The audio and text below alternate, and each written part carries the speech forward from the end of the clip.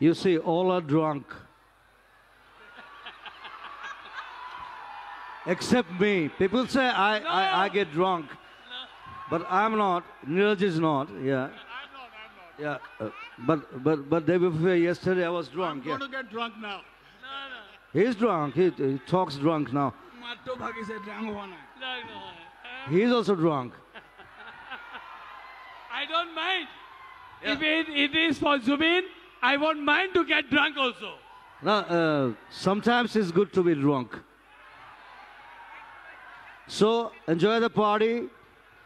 They're giving a party in Gateway Grandeur today. All are welcome.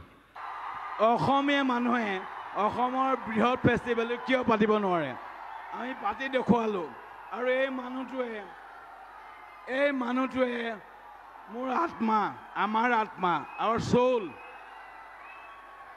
Zubeen Garg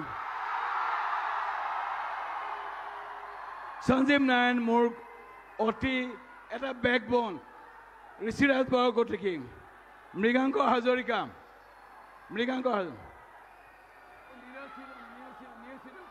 আমাৰ সবৰে কলিজা এটাই জুবিন গাৰ্গ আমাৰ হিয়া মাতো কলিজা জুবিন গাৰ্গ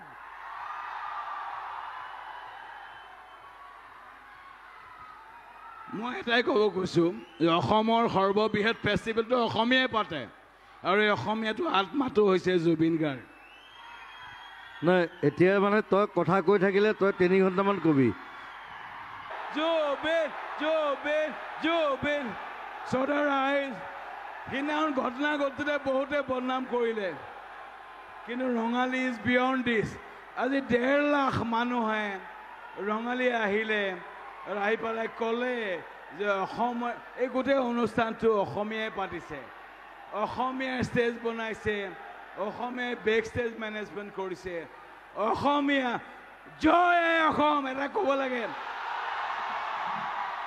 জয় অসম অসমীয়াই কিয় নোৱাৰিব যে অসমীয়া মানুহে অসমৰ আটাইতকৈ ডাঙৰ ফেষ্টিভেলটো পাতে অসমীয়াই